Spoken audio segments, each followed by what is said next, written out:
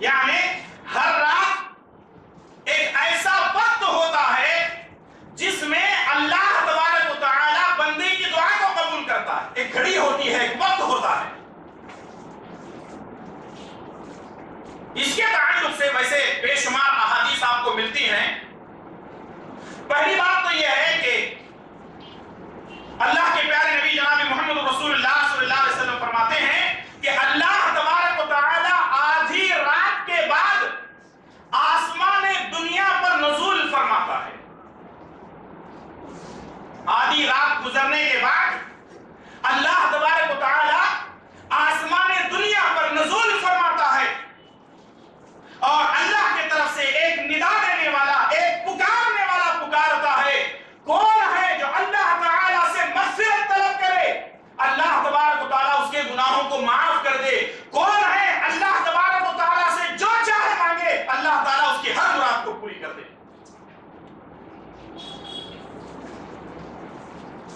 وہ قوم جو کبھی راتوں کو عبادت کے لیے جاگتی تھی, آج یہ قوم دنیا داری کے لیے جاگ رہی ہے. اگر رات میں کہیں پروگرام ہو, کسی پروگرام کے لیے جانا ہو تو لوگ نہیں جانتے. شادی بیاہ کا معاملہ ہو یا پھر اور بھی کوئی معاملہ ہو تو لوگ ایک ایک نہیں, دو دو تین تین راتیں جاگتے ہیں, لیکن دین کے لیے, اللہ کے لیے, دعائیں کرنے کے لیے, عبادت کرنے کے لیے کوئی نہیں جاگتا. صحیح مسلم کی روایت ہے, نبی کریم صلی اللہ علیہ وسلم نے فرمایا یا ایھا الناس افشوا السلام واطعموا الطعام وصلوا الارحام وصلوا باللیل والناس نیام تدخلوا الجنة بسلام. اے لوگوں, یہ 4 کام تم کر لیا کرو, سلامتی کے ساتھ جنت میں داخل ہو جاؤ گے. افشوا السلام, سلام کو پھیلاؤ. واطعموا الطعام, بھوکوں کو کھانا کھلاؤ. وصلوا الارحام, رشتہ داروں کے ساتھ صلہ رحمی سے پیش آؤ. وصلوا باللیل والناس نیام, ساری دنیا سو رہی ہو, اٹھ کر کے مصلی پہ کھڑے ہو کر کے نماز پڑھو. تدخلوا الجنة بسلام, اگر یہ 4 کام تم کر لو گے تو سلامتی کے ساتھ جنت میں داخل ہو جاؤ. اور یہ رات کا جو وقت ہوتا ہے عبادت کے لیے ایک بڑا بہترین وقت, اور عبادت سے مراد نماز ہو سکتی ہے, عبادت سے مراد قرآن کی تلاوت ہو سکتی ہے, عبادت سے مراد ذکر و اذکار ہو سکتا ہے. یہ تمام عبادات کے اندر شامل ہیں. آدمی رات میں اٹھ کر کے اپنی حیثیت کے مطابق جو ہے وہ عبادت کرنے کی کوشش کرے. رسول اللہ صلی اللہ علیہ وسلم نے فرمایا, صحیح مسلم کی روایت ہے, ان من اللیل ساعة لا یوافقها عبد مسلم یسأل اللہ خیرا الا اعطاه ایاه. اگر کوئی مسلمان بندہ رات میں اٹھ کر کے دعا کرتا ہے تو ایک گھڑی, ایک وقت ایسا ہوتا ہے کہ اللہ تبارک و تعالی بندے کی دعا کو قبول کر لیتا ہے. اور ہماری عادت یہ ہے کہ ہم دنیا والوں سے مطلب پرستی کرتے کرتے اللہ سے بھی مطلب کی دوستی کرنے لگے. اگر ہمارا کسی کے ساتھ کوئی کام ہے, بنا ہوا ہے, کسی سے کچھ لینا ہے, مطلب نکالنا ہے, تو ہم رات دن اس کے گھر کے چکر کاٹتے رہتے ہیں, اس کو دعا سلام کرتے رہتے ہیں, موبائل فون کرتے رہتے ہیں, بار بار اس سے کانٹیکٹ ہو رہا ہے, بات چیت ہو رہی ہے, اور جیسے ہی غرض پوری ہو گئی جناب ایسے غائب ہو جاتے ہیں جیسے گدھے کے سر سے سینگ نظر ہی نہیں آتے. ویسے ہی مشکل اگر آتی ہے, کوئی بیوی بیمار ہے, کسی کی بچے بیمار ہیں, ماں باپ بیمار ہیں, کاروبار میں نقصان چل رہا ہے, کاروبار کرنے کے چکر میں ہے, ہر آدمی سے لوگ جو ہے مل رہے ہیں, ارے ہمارے لیے دعا کیجئے, فلاں مسئلہ ہے, اس کے لیے دعا کیجئے, کاروبار صحیح نہیں چل رہا ہے, دعا کیجئے. اور علماء سے مل رہے ہیں, نمازیوں سے مل رہے ہیں, عوام سے مل رہے ہیں, سب سے مل رہے ہیں, اور جیسے ان کا کام پورا ہو جاتا ہے جناب نظر ہی نہیں آتے. مطلب کی دوستی انسانوں سے, مطلب کی دوستی اللہ سے, اللہ والوں سے. تو جو مطلب پرست ہوتا ہے تو پھر دنیا والے تو مطلب پرستی کریں نہ کریں, اللہ تعالیٰ تو مطلب پرست نہیں ہے. اللہ تبارک و تعالیٰ ایسے مطلب پرستوں کو پھر بھی عطا کرتا ہے. یہ اللہ تعالیٰ کی رحمت نہیں ہے تو اور کیا. اللہ سے مطلب پرستی نہ کرو. اگر اللہ تعالیٰ ہلا کر برباد کرنے کے لیے آ جائے تو پھر ایسا ہلا کو برباد کر دے کہ ہم اپنی شکل صورت ساری زندگی کسی کو بتانے کے قابل بھی نہ رکھیں. یہ کیا ہو گیا ہے انسانوں کو، انسانوں کی عقل ماری گئی ہے کہ اللہ کی ذات کے ساتھ بھی مطلب پرستی. جب مشکل آتی ہے نمازیں پڑھ رہے ہیں، مشکل آتی ہے دعائیں کر رہے ہیں، مشکل آتی ہے مسجد میں نظر آ رہے ہیں، مشکل آتی ہے صدقہ خیرات کر رہے ہیں، مشکل دور ہو گئی تو جناب نظر بھی نہیں آتے، مسجد کی طرف دیکھنا بھی انسان پسند نہیں کرتا. ایسے لوگوں کو اللہ تبارک و تعالی تباہ و برباد بھی کر سکتا ہے. مسلمانوں عافیت کی دعا کرو کہ اللہ تعالی ہم کو خیر و عافیت اور سلامتی نصیب فرمائے.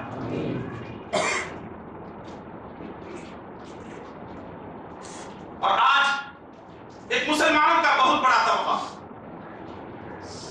اس چیز میں بھی لگا ہوا ہے، خود دعا کرنا چھوڑ کر کے دوسروں کے پیچھے لگے ہوئے ہیں. ٹھیک ہے دوسروں سے دعا کروائی جا سکتی ہے لیکن معمول بنانا یہ غلط ہے. کسی سے آپ کہہ سکتے ہیں کہ بھئی دعا کرو، لیکن بار بار آپ کہہ رہے ہیں میرا ایسا مسئلہ ہے دعا کرو دعا کرو. اور بعض لوگوں کو میں نے ایسا دیکھا ہے کاروبار نہیں ہے پریشان ہے تو مسجد میں ہمیشہ نظر آ رہے ہیں، جیسے ہی کاروبار سیٹ ہو گیا دکان سیٹ ہو گیا. کچھ لوگوں سے میں نے پوچھا کیا بات ہے نظر نہیں آ رہا؟ نہیں وہ اصل میں کاروبار سیٹ ہو گیا اس واسطے تھوڑا سا مشکل ہو رہی ہے. انہیں جب کچھ نہیں تھا تو عبادت کر رہے تھے، جب اللہ نے سب کچھ دے دیا تو اللہ کو یاد نہیں کر رہے ہیں. تو اس کا مطلب یہ ہے کہ اللہ کے ساتھ مطلب کی دوستی ہوئی. اللہ دے تب بھی شکر گزاری کرو اور نہ دے تب بھی شکر گزاری کرو، اور دینے پر تو زیادہ کرنا چاہیے کیونکہ اللہ نے دیا ہے. اسی لیے ہم کیا کرتے ہیں نہیں دے رہا ہے تو شکر گزاری کر رہے ہیں اور دے رہا ہے تو نافرمانی کر رہے ہیں. الٹی گنگا بہائی جا رہی ہے. اور مسلمانوں کا یہ عالم ہے کوئی بات اس طرح کی کہی جاتی ہے تو بڑی تکلیف ہوتی ہے. میرے بھائیو دوستو اللہ سے مانگو، ہر حال میں شکر گزاری کرو. مصیبت آ رہی ہے تو صبر کر لو اور اگر اللہ تعالیٰ دے رہا ہے تو شکر گزاری کرو. اللہ تبارک و تعالیٰ ہم تمام کو صبر کرنے اور ہر حال میں اللہ کی شکر گزاری کرنے کی توفیق عطا فرمائے. آمین. دعا کی قبولیت کے اوقات میں سے 9واں مقام زمزم کا پانی پینے کے وقت.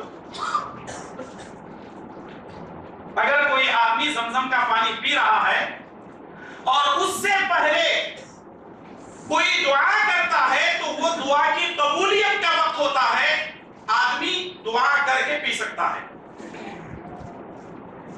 اس کی دلیل کیا ہے؟ اس کی دلیل ابن ماجہ اور مسند احمد کی روایت ہے.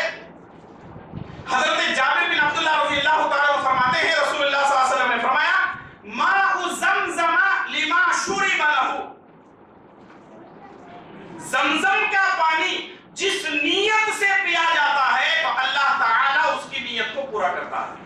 جس مقصد کے لیے پیا جاتا ہے اللہ اس کے مقصد کو پورا کرتا ہے. اور زمزم کا پانی پینے کے وقت میں اگر کوئی آدمی دعا کرتا ہے تو اللہ تبارک و تعالیٰ اس کی دعا کو قبول کرتا ہے. ہندوستان کے اندر جو بھی آپ کو زمزم ملتا ہے الا ماشاء اللہ ایک ڈرم پانی کے اندر 1 بوتل زمزم ملا دیتے ہیں. اس کا مطلب یہ ہے کہ اوریجنل چیز آپ کو ہرگز نہیں ملے گی. جب 3 میں ملاوٹ ہوا ہے تو زمزم کہاں بچے گا ملاوٹ سے؟ یہاں پر بھی ملاوٹ. حاجی صاحب اپنے لیے تو گھر میں پورا 1 کین بھر کے رکھیں گے اور باہر سے آنے والوں کے لیے مکس کر کے دیں گے. جب یہ زمزم میں ہی مکس ہو رہا ہے تو اندازہ لگائیں یہ حج کتنا پیور کر کے آئے ہوں گے. ایک وقت ہوتا ہے، ایک گھڑی ہوتی ہے آپ دعا کر سکتے ہیں، لیکن عام طور پہ زمزم کے تعلق سے کچھ غلط فہمیاں مسلمانوں کے اندر پائی جاتی ہیں. حج کے ایام ختم ہو گئے، حاجی جب آنا شروع ہوتے ہیں ہر طرف سے سوالات کی بھرمار، اور وہاں لوگ کرتے کیا ہیں زمزم کا پانی کھڑے ہو کر کے پینا چاہیے، زمزم کا پانی قبلے کی طرف رخ کر کے پینا چاہیے، زمزم کا پانی بغیر ٹوپی کے پینا چاہیے، زمزم کا پانی پینے کے وقت میں اللہم انی اسألک علما نافعا ورزقا واسعا وشفاء من کل داء یہ دعا پڑھنا چاہیے. میرے بھائی اور دوستو یہ چاروں سنتیں لوگوں کی بنائی ہوئی ہیں، نبی کی سنت نہیں ہے. زمزم کا پانی تبرک والا ہے، ہم جان سمجھ سکتے ہیں، لیکن اس کا مطلب یہ نہیں ہے کہ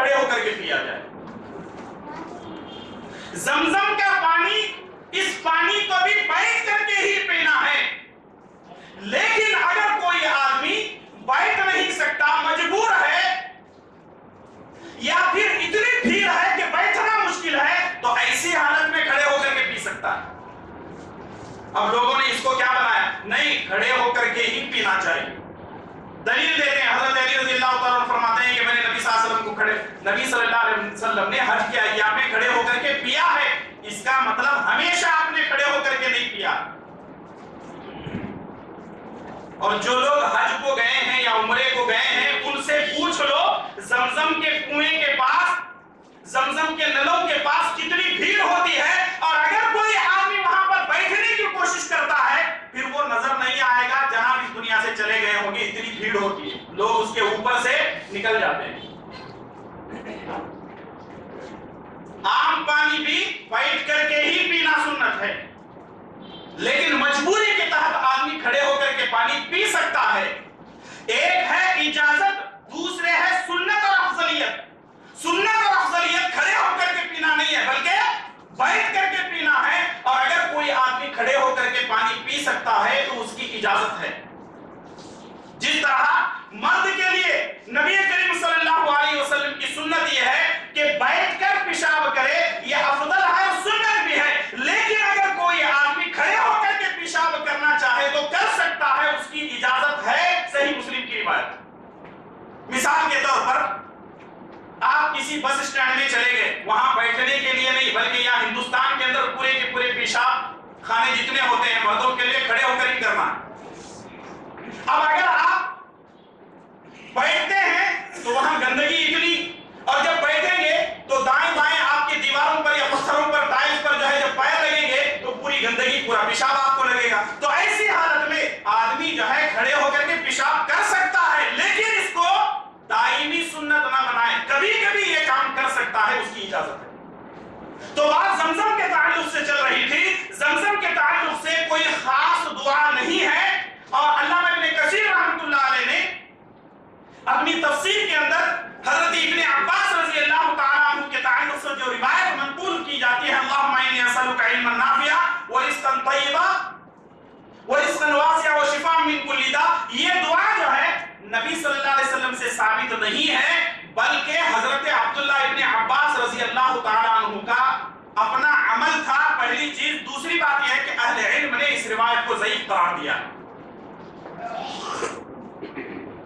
اگر فرض نماز کے لیے ٹوپی نہ ہو تو لوگ ہنگامہ کھڑا کر دیتے ہیں اور وہاں زمزم پینے کے لیے ٹوپی نکال رہے ہیں۔ دیکھو لوگوں کی سوچ کیسی ہے، نہ ہو تو ہنگامہ کھڑا کرتے ہیں اور وہاں ٹوپی نکالتے ہیں۔ ہم یہ کہتے ہیں نہ وہاں ٹوپی نبی کی کوئی سنت ہے، نہ یہاں نبی کی کوئی سنت ہے ٹوپی پہننے۔ تو غلط بتانے کا مقصد یہ ہے کہ لوگوں کے اندر یہ چیزیں مشہور ہیں، اس کو جو ہے ان غلط فہمیوں کو دور کر لیا جائے۔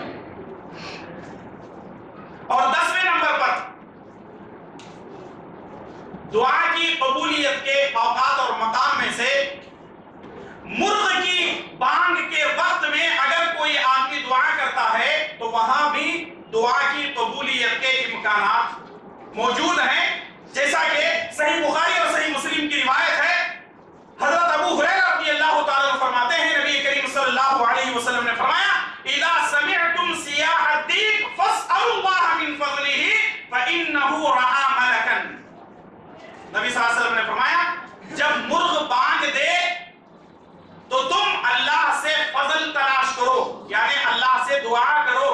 اور یہاں محدثین نے لکھا ہے اللہم انی اسألک من فضلک، یہ دعا پڑھو جب مرغا بانگ دیتا ہے۔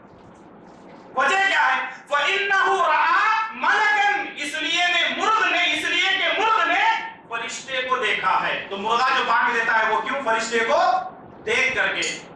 یہ آج کل ہمارے پاس موبائل ہے، الارم اور ساری چیزیں آ گئے۔ 100-200 سال پہلے یہ کوئی الارم سسٹم نہیں تھا، الارم سسٹم وہی مرغا تھا ہمارے گھر میں۔ صبح صادق کے وقت میں جب فرشتوں کا نزول ہوتا ہے مرغا بانگ دیتا تھا، اور اس کے بعد باقاعدہ ٹائمنگ تھے، رات میں پہلی پہر میں اگر جو ہے بانگ دے رہا ہے تو اس کا مطلب 3 بج چکے ہیں، اگر اس کے بعد دے رہا ہے تو 4 بج چکے ہیں، اور اس طریقے سے وہ اس کے اوقات کے نزول کے وقت میں یہ مرغا جو ہے بانگ دیتا تھا۔ آج مسئلہ یہ ہے کہ شہروں کے اندر نہ مرغا ملتی ہے نہ مرغی ملتی ہے، اور اگر مرغی ملتی بھی ہے تو وہ بانگ نہیں دیتی کیونکہ وہ فارم ہوتی ہے، بیچاری کو اپنی فکر نہیں رہتی، وہ آپ کی فکر کہاں سے کرے گی؟ یہ مرغ کے تعلق سے نبی کریم صلی اللہ علیہ وسلم نے، اور اگر آج کے زمانے میں کسی کے گھر کے اندر مرغا کوئی پالا بھی ہو، اگر آواز کرنے لگے، بیچارے ابا جان گھر میں بیٹھ کر کے بچے کو آواز دیتے، جان انڈا چکن کو آ جاؤ، اس کا بہت دھوکہ دے، کیونکہ مسلمانوں کے اندر وہ چیز ہے ہی نہیں۔ فجر کی نماز کو تو اڑتے نہیں ہیں، اور اگر اڑتے بھی ہیں تو پھر وہ 7، 8، 9، 10 بجے ہماری صبح ہوتی ہے۔ میرے بھائی اور دوستو، یہ مرغ جو بانگ دیتا ہے وہ فرشتوں کو دیکھ کر کے بانگ دیتا ہے، اور ساتھ میں نبی کریم صلی اللہ علیہ وسلم نے فرمایا وَإِذَا سَمِعْتُمْ نَهِيقَ الْحِمَارِ فَتَعَوَّذُوا بِاللَّهِ مِنَ الشَّيْطَانِ الرَّجِيمِ فَإِنَّهُ رَأَىٰ شَيْطَانًا۔ اگر گدھا پکارنے لگے تو تم اعوذ باللہ من الشیطان الرجیم پڑھو، کیونکہ گدھا شیطان کو دیکھ کر کے آواز دیتا ہے، پکارتا ہے۔ اور ایک دوسری روایت یہ ہے سنن ابو داؤد کی، جب کتے پکارنے لگے، کتے بھونکنے لگے، تب بھی تم اعوذ باللہ من الشیطان الرجیم پڑھو، اس لیے کہ کتے شیطان کو دیکھ کر کے بھونکتے ہیں۔ تو یہ 10 اوقات ہیں جس میں اللہ کے پیارے نبی جناب محمد رسول اللہ صلی اللہ تعالی علیہ وسلم نے فرمایا کہ یہ دعا کی قبولیت کے اوقات ہیں۔ لیکن جیسا کہ شروع میں نے کہا کہ اللہ تبارک و تعالی ہمیشہ اپنے بندوں کی مشکلوں کو دور کرنے میں لگا ہوا ہے، اپنی مخلوق کی پریشانیوں کو دور کرنے میں لگا ہوا ہے۔ دعا کبھی بھی کسی بھی وقت کی جا سکتی ہے، لیکن اگر ان مخصوص اوقات کے تعلق سے آدمی پابندی کرتا ہے یہ بہت ہی اچھی بات ہے۔ یہ 10 چیزیں میں نے آپ کے سامنے گنوائی ہیں، چونکہ اور جو بقیہ چیزیں ہیں اس کا تعلق یہاں سے نہیں ہے، مقامات حج یا ایام حج میں وہ چیزیں ہوتے ہیں، پھر بھی میں مختصراً آپ کو جو ہے گنوا دیتا ہوں۔ نمبر 11، طواف کے بعد۔ طواف کے بعد مقام ابراہیم پر 2 رکعت نماز پڑھی جاتی ہے۔ نبی صلی اللہ علیہ وسلم نے فرمایا اگر کوئی آدمی وہاں پر کھڑے ہو کر کے دعا کرتا ہے تو یہ بھی دعا کی قبولیت کا وقت ہے، اللہ تبارک و تعالیٰ اس کی دعا کو قبول کرتا ہے۔ نمبر 12، باب رحمت، کعبۃ اللہ کا جو دروازہ ہے وہاں آدمی کبھی بھی کسی بھی وقت دعا کرتا ہے، سال کے 12 مہینے، دن اور رات کے 24 گھنٹے، بندہ جو بھی جائز دعائیں کرتا ہے تو اللہ تبارک و تعالیٰ اس کی دعا کو قبول کرتا ہے۔ اور نمبر 13، صفا مروہ کی سعی کے بعد، جب ہم حج کرتے ہیں یا عمرہ کرتے ہیں تو صفا مروہ کی سعی ہوتی ہے۔ صفا مروہ کی سعی، صفا سے سعی شروع ہوتی ہے، مروہ پر سعی ختم ہوتی ہے۔ نبی صلی اللہ علیہ وسلم نے فرمایا عمرہ کے ختم ہونے پر مروہ کی پہاڑی پر اگر کوئی آدمی کھڑے ہو کر کے دعا کرتا ہے تو اللہ تبارک و تعالیٰ اس کی بھی دعا کو قبول کرتا ہے۔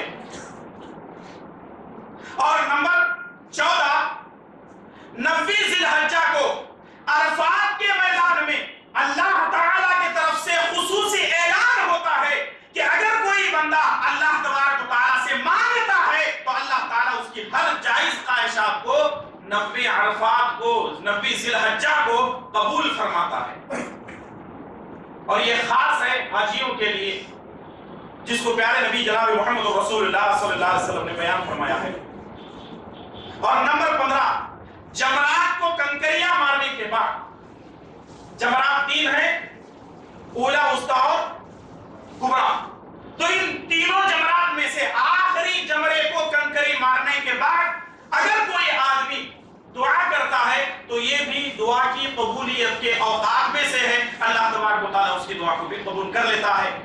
تو یہ 15 ایسے مقامات آپ کو بتلائے گئے ہیں آج کے خطبہ جمعہ کے ذریعے سے کہ جس میں پیارے نبی جناب محمد رسول اللہ صلی اللہ تعالی علیہ وسلم نے بیان فرمایا ہے کہ قبولیت دعا کے یہ اوقات ہیں، آدمی کبھی بھی دعا کر سکتا ہے، لیکن اس کے علاوہ آدمی کبھی بھی دعا کر سکتا ہے، کیونکہ اللہ تبارک و تعالیٰ نہ کھاتا ہے، نہ پیتا ہے، نہ آرام کرتا ہے، نہ اونگ آتی ہے، نہ نیند آتی ہے، نہ اس کی بیوی بچے ہیں، نہ اس کے ماں باپ ہیں، نہ اس کا خاندان ہے، نہ کنبہ قبیلہ ہے، کوئی نہیں ہے۔ قل هو اللہ احد، اللہ اکیلا ہے، وہ اکیلا اپنے ساری کی ساری دنیا کے اندر مخلوقات کی ہر مرادوں کو، ارادوں کو پورا کرتا ہے۔ اتنا ہی نہیں، بلکہ اگر کوئی آدمی مشکل اور پریشانی کی حالت میں کوئی دعا کرتا ہے تو اللہ تبارک و تعالیٰ اس کی دعاؤں کو قبول کرتا ہے. لیکن آخر میں یہ قرآن کریم کی آیت بھی یاد رکھیے, اللہ تعالیٰ نے فرمایا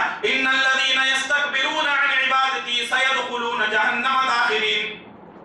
دعا اللہ سے کرنی چاہیے, ہر چیز اللہ سے مانگنی چاہیے, لیکن اللہ نے فرمایا اگر مشکل اور پریشانی کے عالم میں کوئی بھی چیز مانگنے کے لیے اگر تم گھمنڈ کرتے ہو, تکبر کرتے ہو, اگرتے ہو, تو یاد رکھو ایک نہ ایک دن تم ہمارے پاس آؤ گے. سیدخلون جہنم داخرین, ان قریب ہم ایسے لوگوں کو اوندے منہ گھسیٹ کر کے جہنم میں داخل کریں گے. اللہ اکبر. جو اپنے رب سے نہیں مانگتے وہ جہنمی ہیں, اللہ تبارک و تعالیٰ ایسے لوگوں کو جہنم میں داخل کرے گا. آج انسانوں کی یہ حالت ہے, جب یہ کہا جاتا ہے اللہ سے مانگو, کہتے ہیں کہ نہیں ہم فلاں بابا سے مانگ لیں گے, فلاں پیر صاحب سے مانگ لیں گے, ان کے وسیلے سے مانگیں گے تو ہماری دعائیں قبول ہو جائیں گی. ایسے لوگوں کے تعلق سے میں صرف اتنا کہوں گا کہ ڈرو اللہ تعالیٰ سے, عقیدہ توحید کو سمجھو اور ایک اللہ ہی سے ہمیشہ مانگنے کی کوشش کرو. رب العالمین مجھے اور آپ تمام کو اور جمی مسلمانوں کو صرف اور صرف اپنے رب ہی سے دعا کرنے کی توفیق عطا فرمائے. اللہ ہمارے گناہوں کو معاف فرما, اللہ ہماری نیکیوں کو قبول فرما. اللہ ہم جو بھی نیک اور جائز دعائیں اور خواہشات ہماری ہیں اللہ تعالیٰ اس کو پورا فرما. اللہ تعالیٰ علم دین حاصل کرنے کی توفیق عطا فرما. اللہ قرآن کریم کا علم حاصل کرنے کی توفیق عطا فرما. اللہ تعالیٰ ہمارے بہت سارے بچے امتحان دے رہے ہیں, اللہ تعالیٰ ان کو دنیا اور آخرت دونوں امتحانات کے اندر کامیابی عطا فرما. اللہ ہم لوگوں کو, ہم تمام کو اور جمی مسلمانوں کو دنیا سے زیادہ آخرت کے امتحانات کی تیاری کرنے کی توفیق عطا فرما. آمین یا رب العالمین. ربنا تقبل منا انك انت السميع العليم واخر دعوانا ان الحمد لله رب العالمين.